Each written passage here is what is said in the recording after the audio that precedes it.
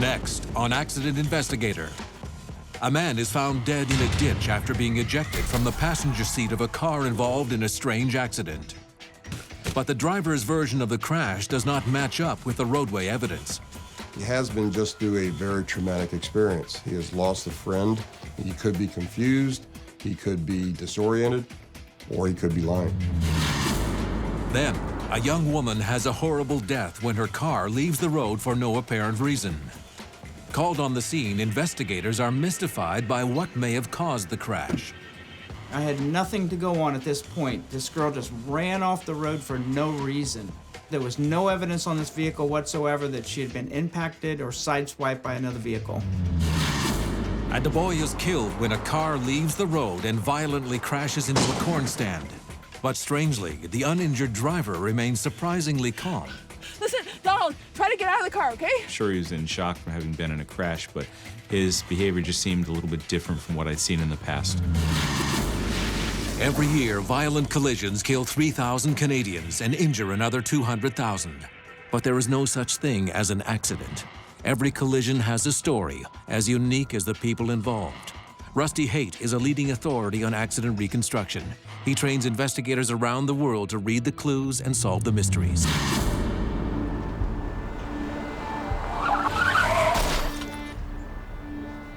Accident investigators have to rely on physical evidence when they analyze a crash. Sometimes there are no eyewitnesses, and even when there are, they may not be a reliable source of objective information. They're people, and whether they're drivers or some independent witness, they may have a distorted perspective on the crash. They may not have seen the whole thing, they may even be in shock. They may also be trying to hide something, and that's what Joe Hancock's going to have to figure out in this complicated case. It's a warm summer evening on a quiet country road, and 28-year-old Jan Taylor is slowly regaining consciousness. Surveying the scene, it's clear he's been in an accident, but the details are still fuzzy. As he gets out of his car, he remembers that he was not alone in the vehicle. His friend Carl Weinberger was in the passenger seat, but suddenly he's disappeared. Searching the tall weeds along the roadside, he eventually stumbles upon the still body of his longtime friend, lying in a shallow ditch several meters into the brush. Accident reconstructionist Joe Hancock is immediately called in to head up the investigation. Joe quickly learns that he's got one dead passenger on his hands and an injured driver. It's clear that Carl Weinberger was ejected through the passenger window and most likely died on impact. Okay. The driver, Jan Taylor, suffered only minor injuries, but is sent to the hospital for overnight observation. When I get a call for a single vehicle crash, based on my experience, I'm expecting to see one car into either a tree, a wall, a guardrail, with one set of skid marks, left side and right side, that don't cross each other. And looking at the roadway, there are numerous tire marks, scuff marks, curve marks, change direction marks, and debris in the roadway. As Joe inspects the car, he is immediately able to rule out a single vehicle accident. Behind the rear wheel on the driver's side is a long rip. The metal has been peeled back, and the rear bumper has been partially ripped off. In this vehicle, I noticed severe damage along the driver's side of the car, basically starting from the B pillar, the pillar right behind the driver's door, and going back towards the rear bumper. I also noticed that the rear bumper was bent backwards towards the rear of the vehicle. And looking at the car, I saw that there was a paint transfer on the car. There was some red paint transfer. And also in looking at the damage, I noticed that the damage was from a movement going front to rear. Now, Joe is certain he's looking for a second vehicle. This is a clear case of hit and run. In a hit and run, every mark, every piece of roadway debris becomes a potential clue. He knows right away that he's looking for a red car, and because of the extent of the damage, it must have been a larger vehicle. Surveying the site for more clues, he finds another piece of the puzzle, one that confirms his theory about the second vehicle. I noticed a large pool of fluid on the ground. And looking at the fluid, it appeared to be diesel fuel. I noticed that it then, from the pool, led off in a trail. and it led down the road. This fuel leak is a tremendous stroke of luck, and Joe immediately orders a trooper to follow the diesel trail. At the trail's end, he finds a truck parked behind a gas station about 30 kilometers away from the crash site. He calls in the plate number and is told that the truck is registered to James Higgins. They found out that the vehicle belonged to Mr. Higgins and his address was very close by to that location. James Higgins is at home when the officers arrive. He doesn't deny being in a crash. In fact, he admits to panicking and fleeing the scene. But he's not able to recall any details of the crash. He just remembers hitting something. On first blush, the case looks like a cut-and-dry case of a DWI hit-and-run, and James Higgins could be facing serious criminal charges. They told me that Mr. Higgins had admitted to being in the crash, but that he had panicked at the crash and went home. And when he got home, he was so upset that he had started to consume alcohol to calm his nerves. The officers, of course, were suspicious and then brought him into the station. But then, a brief update from the hospital suddenly turns Joe's case upside down. The officer who accompanied Jan Taylor to the hospital calls in with a different statement. Jan is claiming that he was hit from behind and spun out. But this doesn't make any sense to Joe. The damage to Jan's car indicates that he was struck by a vehicle coming from the opposite direction, certainly not from behind. I would expect to see damage to the rear of the vehicle going rear to front and into the trunk compartment itself. I didn't see that on this car. What I saw on this car was a sideswipe type of impact from the front to the rear. Already I'm starting to think, well, the damage doesn't match up that closely. But why would Jan Taylor say differently? He has been just through a very traumatic experience. He has lost a friend. He could be confused, he could be disoriented, or he could be lying. In his statement, Jan Taylor claims that his car spun around and his friend was thrown out. Joe knows this much to be true. The body of Carl Weinberger was found only a few meters from the impact marks.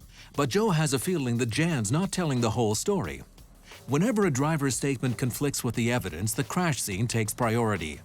Joe turns his attention back to the roadway, and that's when he notices the collision scuff marks. There was a scuff mark indicating that a vehicle had slid sideways and rotated before the impact. The roadway evidence clearly shows the car suddenly veering to the left and skidding to a complete stop across both lanes. Then there's a major impact, probably with the truck. The arced marks show that he then spins out again and back towards his lane, at which point his passenger, Carl Weinberger, is thrown from the vehicle. This is a critical finding because it says to Joe that the car was out of control before the collision. But Jan Taylor's saying something else. Some of the considerations that are still on the table is that this is a crash that involves being struck from the rear. Right now, the physical evidence is not leaning that way, but I have not observed everything, and I haven't done all the analysis necessary to come to that conclusion. And speaking with Mr. Taylor, I'm really hoping to get more information about this crash to help me with my investigation. Joe heads over to the hospital to interview Jan Taylor. He first examines Weinberger's medical report. It's a tragic scenario that Joe has seen all too often. The passenger, Carl Weinberger, had died of massive head injuries. These head injuries were as a result of bouncing into the grass. The passenger was not seatbelted. The lateral gravitational forces of the spin caused him to go out the passenger window and fall on the ground. That's what killed him. Typically, the patients that we see that are ejected from cars are among the most severely injured patients that we have. Most of them have severe head injuries, and those are coupled with severe, typically orthopedic injuries, broken bones, broken legs, and that is also coupled by blunt injuries to your liver and your spleen. So those patients are the ones that we worry about the most. The ones that we don't worry about are the ones that are in the car who have their seatbelts on. Those patients are much less severely injured. When Joe finds Jan Taylor, he's still recovering from shock and has a nasty bruise on his chest. The bruise explains why he'd survived the accident. He'd been wearing his seatbelt. It's unfortunate that he hadn't convinced his friend Carl Weinberger to do the same. Joe asks Jan to go over the crash for him one more time. I did notice when I started talking with him that he told me the same story that I had heard over the phone. I'm a crash reconstructionist. I wanted to make sure that he did understand that this crash did involve a fatality, and he did know that his friend had passed away. And speaking with him, I noticed a couple of things. One, his speech was slightly slurred, but this could be due to injury, but I wanted to make sure. But I also noticed his eyes were a little glassy, and that also there was a strong odor of an alcoholic beverage on his breath. If a driver is involved in a crash that results in a fatality, that driver must submit to a blood alcohol test. Joe decides to wait for the results of the blood test before speaking to Jan any further. Although he suspects that Jan Taylor is hiding something, he doesn't know what or why. To find out more about the crash and Jan's statements, Joe heads over to the impound to begin his inspection of the truck. Coming up, as the evidence mounts, so does Joe's skepticism. He made it very clear to me at the hospital that there was just one impact, and it was from the rear. I knew that the impact was a side swipe, and my suspicions started to grow. Jan Taylor's car is involved in a horrific hit and run. Police trace the missing vehicle and the driver, James Higgins, to his home. Higgins admits he left the scene of the crash and immediately started drinking, but he doesn't remember much beyond that. Jan Taylor claims that Higgins' truck hit him from behind. But the evidence shows accident investigator Joe Hancock that Taylor's car got sideswiped, and a set of skid marks suggests that the car was already out of control at the moment of the impact.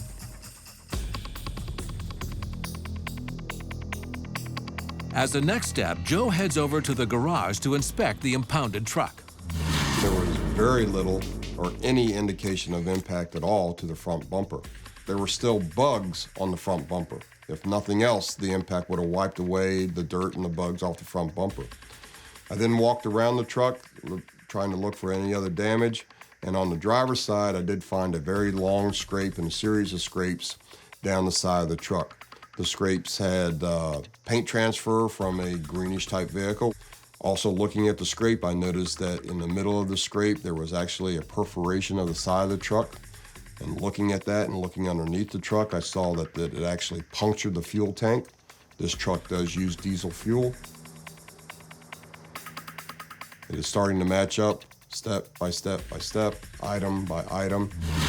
Meanwhile, James Higgins is being interrogated by a detective. Despite his spotty memory about the actual crash, he may hold the key to some unanswered questions. Mr. Higgins told us that he was driving down the road and that this vehicle now cuts him off. He has to steer to the right.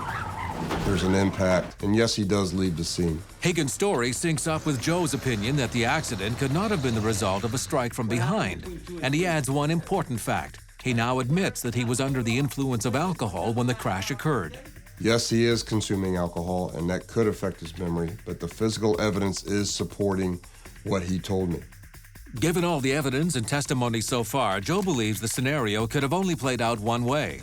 Jan Taylor lost control of his car. He then steered to the right, but overreacted, trying to regain control and spun out counterclockwise into the path of the oncoming truck. As each step of this investigation revealed what really happened, each time it convinced me that Mr. Taylor's version of this crash was inaccurate. If Joe's new theory is correct, it would be a critical turning point for the investigation, as it suggests that Jan Taylor, rather than Higgins, could be held responsible for the accident. Next, dispatch informs Joe that Taylor has been discharged from the hospital, but that his blood test revealed he was over the legal alcohol limit. With this new information, Joe heads to Jan Taylor's house to question him once again.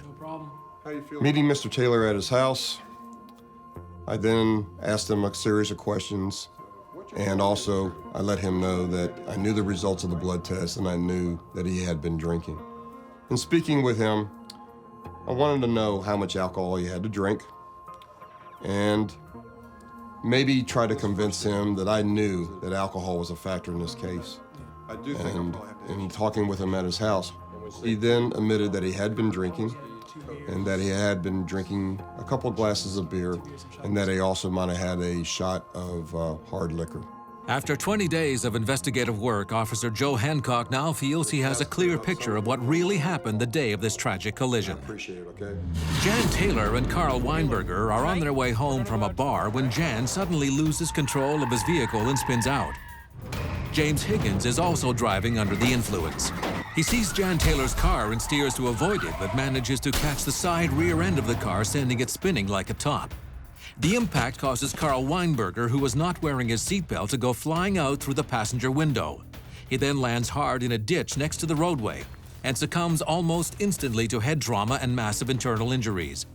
James Higgins, in a panic, takes off but leaves a trail of leaking diesel fuel from a rip in his gas tank.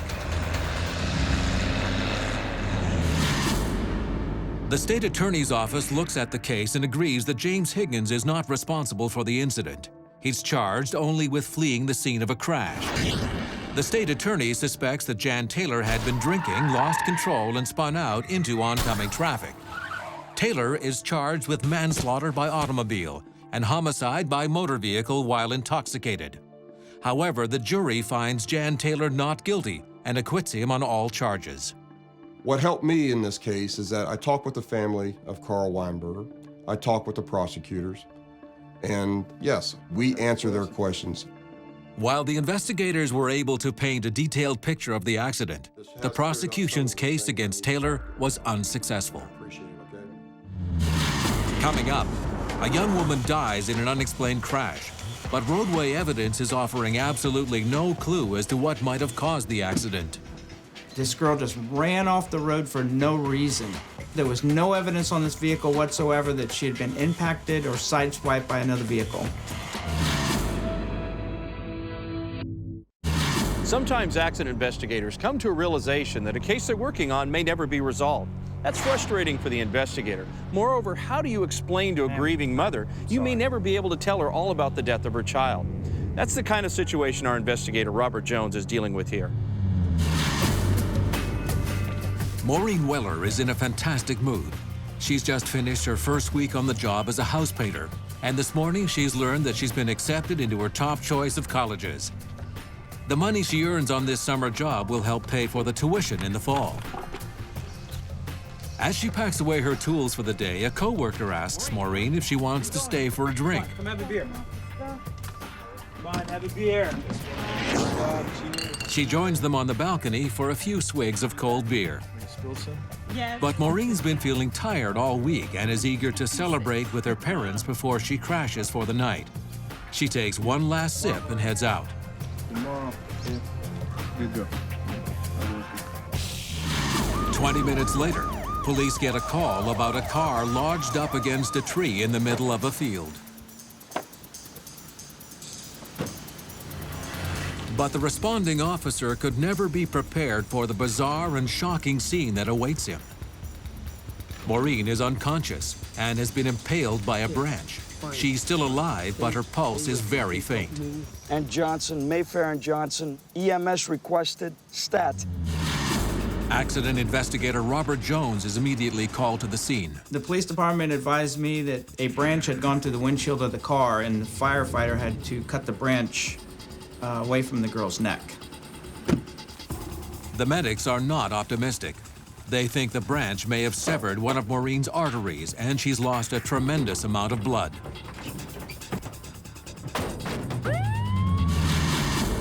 Robert's job is to figure out exactly how and why this freakish accident occurred. His first step is to carefully examine Maureen's car. I walked around to the front of the car to examine the front of the car. It was lodged up against a tree. There was some minor impact damage to the front of the car, but it didn't lead to any kind of significant speed or anything of that nature. Maureen's car has left a clear imprint of its final moments. Robert can see where she left the road, traveled into the field, and made contact with two separate trees. But what puzzles him most is that there doesn't appear to be any signs of braking or skidding. The thing going through my mind at this point is what caused this girl to run off the road. I didn't know at this point whether she had been drinking, using drugs, if she fell asleep. It was extremely hot this day. It was 102 degrees. The extreme heat outside can clearly make someone tired. But it's 6 p.m. It seems unlikely that sleep or alcohol would affect a driver so early in the evening. Robert needs to find more clues to form a theory about what could have happened. He now looks at the larger picture of the crash site. He walks back along the road looking for anything that might help explain why Maureen lost control of her vehicle.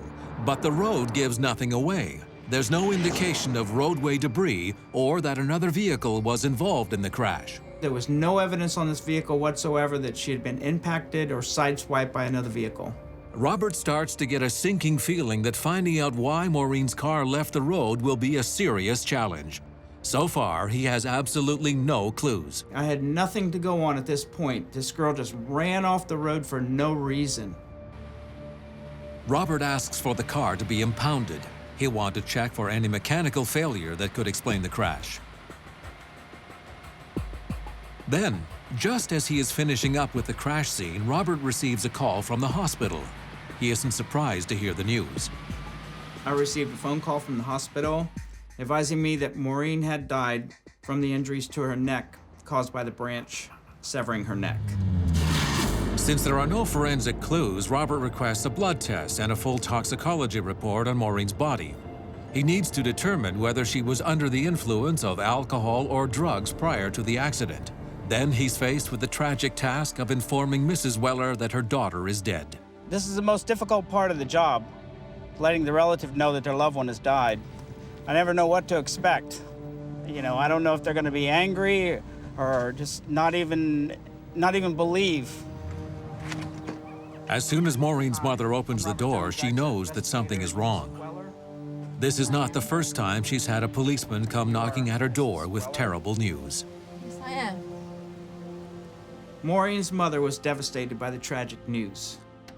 And when I tried to explain to her a little bit about what happened in the accident, for what little that I knew at that time, Maureen's mother informed me that she had lost a son about 3 years ago in an auto accident. No.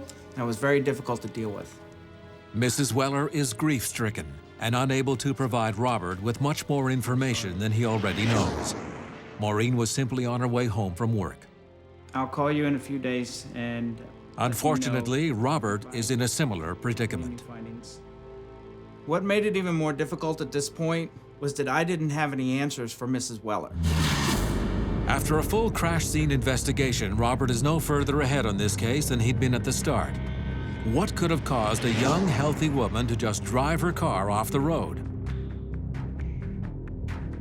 Surely she saw the trees, but why hadn't she tried to avoid them? Coming up, an exhaustive investigation seems to lead to a dead end. I was in fear that I would never find the truth behind this case or what caused Maureen to run off the road. But then a routine test gives Robert the break he's looking for.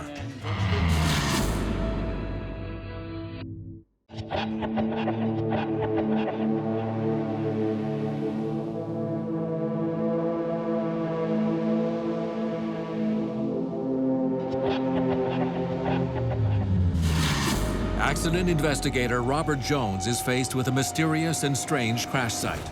On the way home from work, Maureen Weller suddenly veered into a tree, impaling her neck and severing a major artery. Unable to survive almost total blood loss, she dies within the hour.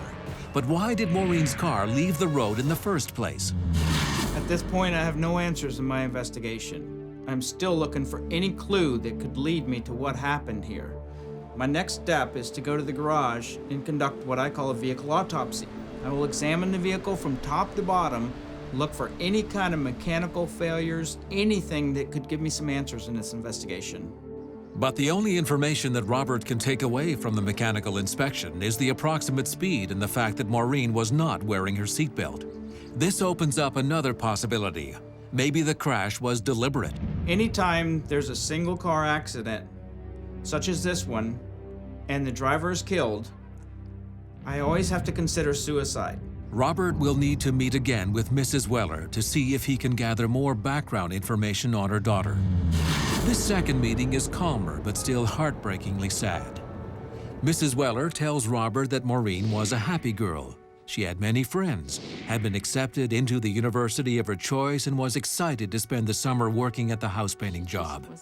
She had no medical problems and was certainly not suicidal.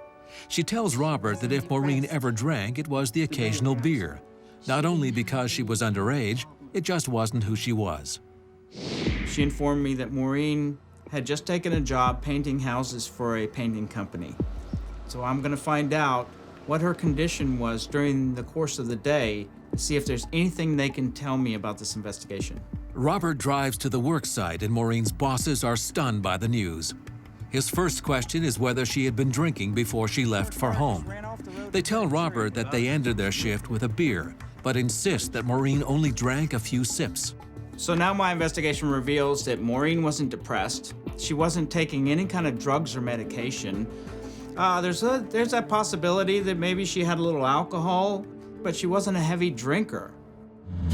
Normally in an accident investigation, there's physical evidence there.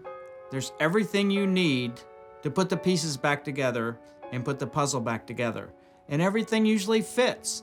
You usually have all the answers within a few days. But in this case, I don't. By now, it's 5 p.m. in the afternoon, about the same time that Maureen left her job the day before. Robert decides to head back out to the crash site. As he examines the scene a second time, Robert realizes that the sun may have blinded Maureen and could be a factor in this case. I walked around and I started thinking, wow, the sun shining in the windshield of the car. It's a possibility, and it's something I'm considering at this point. Okay, so you're driving down the road and the sun's really bright in your eyes. What do? Well, you can start with sunglasses. Sunglasses are a good help, but that's not enough. The sun's really low.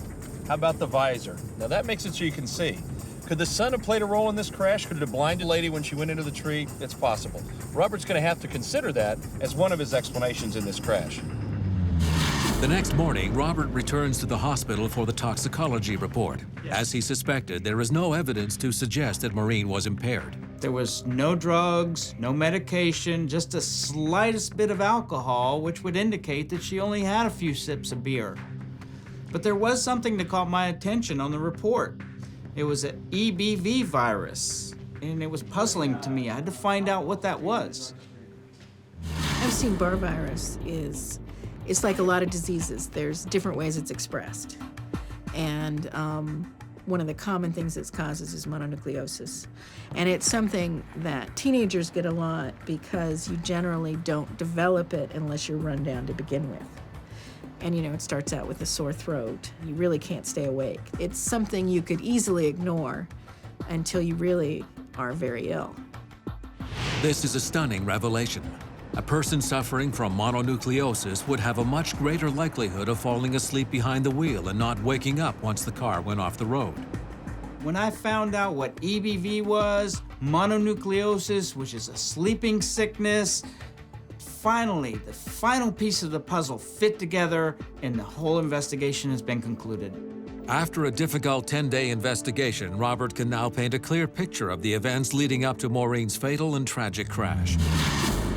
Probably a week or so before Maureen Weller receives her college admission letter, she contracts the EBV virus. Her new job painting houses is hard physical labor outside in the burning sun, and she puts down her increasing sense of fatigue to the long hours. But on that final day, the virus takes hold of her weary body completely. On the drive home, the sunshine acts as a powerful sedative for Maureen, coupled with her long day and a few sips of beer after work. She nods off at the wheel and quickly falls into such a deep sleep that even when her car rolls off the roadway, she doesn't wake up. She hits a tree and one of the branches severs her carotid artery. Maureen Weller dies within an hour from almost total blood loss. Mrs. Weller remains devastated by the loss of her young daughter, but she takes some comfort in finally putting to rest the question surrounding her untimely death. Once I found out about the mononucleosis, I had the answer I was looking for. I was able to go back to Mrs. Weller and tell her what my findings were and what caused this collision to occur.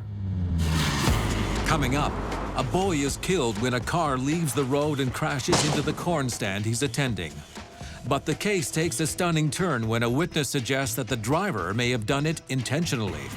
Usually when drivers lose control of their vehicle or not paying attention, go off the road, and either use their brakes or swerve because no one wants to hit something while they're driving a car. But he didn't exhibit that kind of behavior. A good accident investigator is kind of like a jack of all trades. He needs to have good police investigative skills, have some understanding of some of the basic sciences like physics and mechanics, but he's also got to understand a little bit about medicine, because we know crashes can injure people, but can work the other way around. Sometimes the human factor and something about the body can lead to a crash. On a hot summer morning, Donald Morris takes the scenic route home from church. His friend Valerie is following in her car behind him. Donald has invited her over for lunch, but decides to stop at a neighboring farm first to buy some fresh corn. Just up the road, Danny Carlton is helping his dad out for the summer. Here you go, sir. Thank you very much. You're welcome. Bye. Traffic is normally heavier on the weekend, so Danny is expecting a busy day. But Danny could have never expected what would happen next.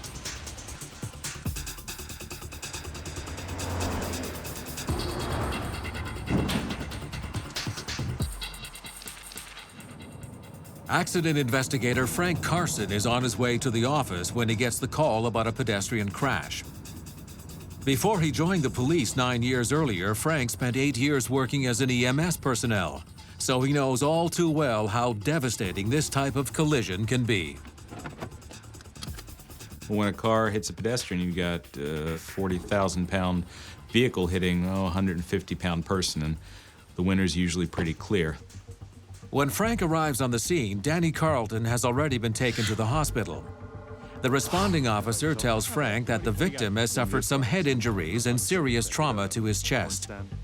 But as an accident investigator, Frank knows that injury analysis is only one part of his job.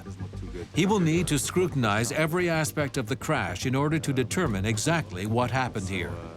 What the officer told me was he had two witnesses. One was walking down the street when the accident occurred, and the other one was driving behind Mr. Morris.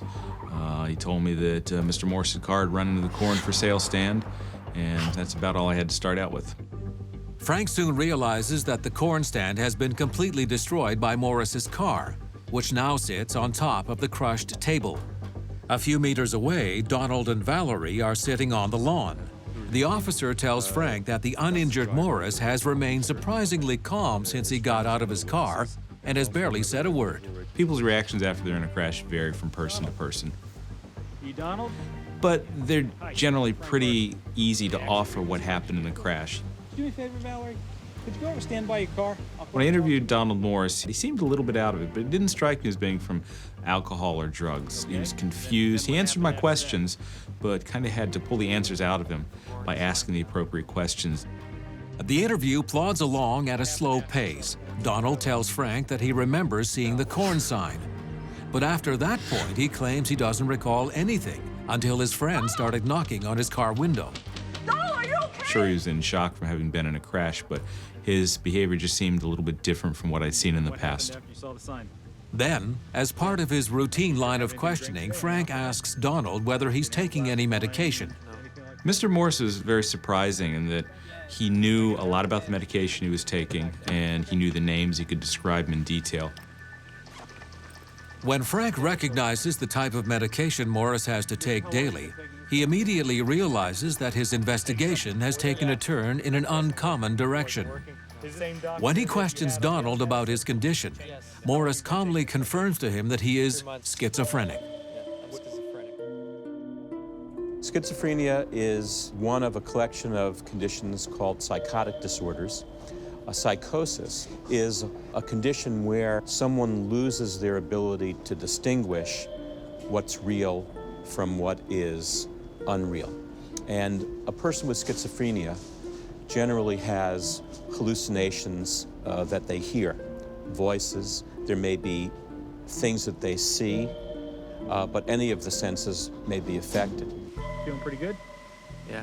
But like many other people living with his condition, Morris holds a valid and unrestricted driver's license. What's the last thing you remember before all this? In most jurisdictions, schizophrenics are considered to be safe drivers, given, of course, that their condition is correctly medicated.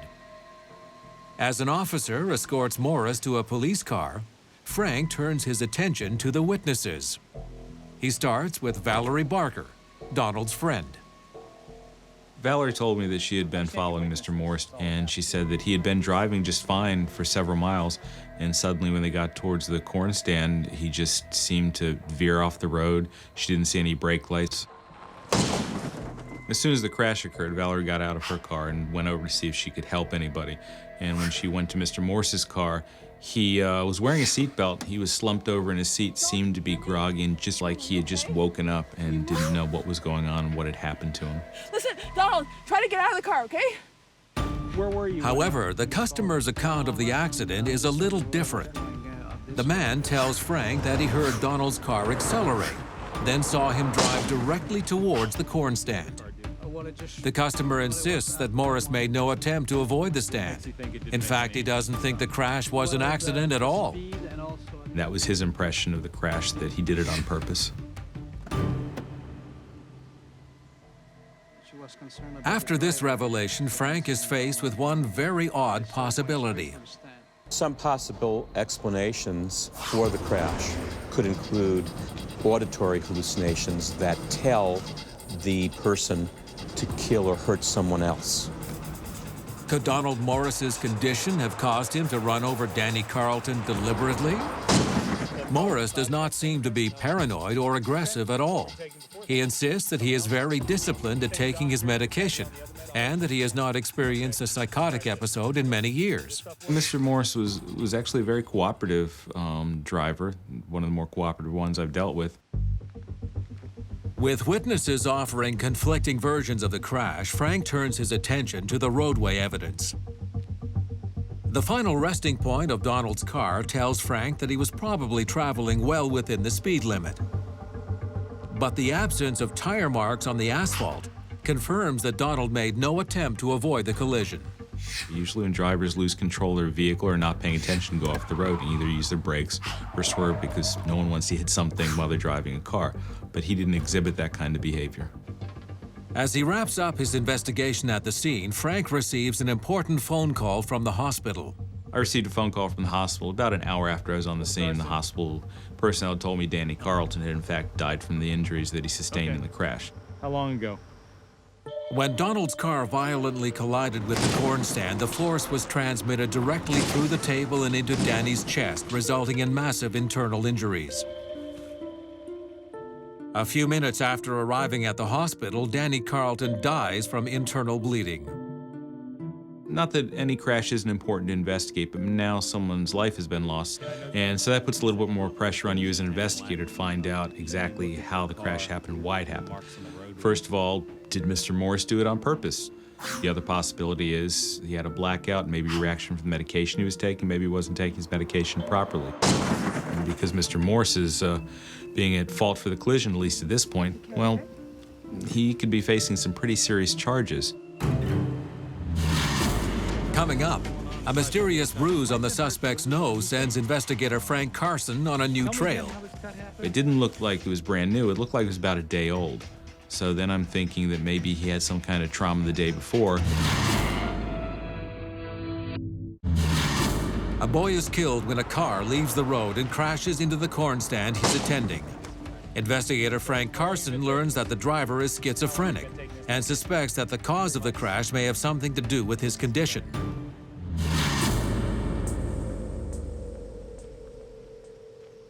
When the first paramedics arrived on the scene, Donald Morris refused medical assistance.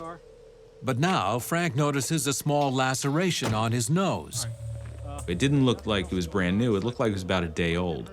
So then I'm thinking that maybe he had some kind of trauma the day before.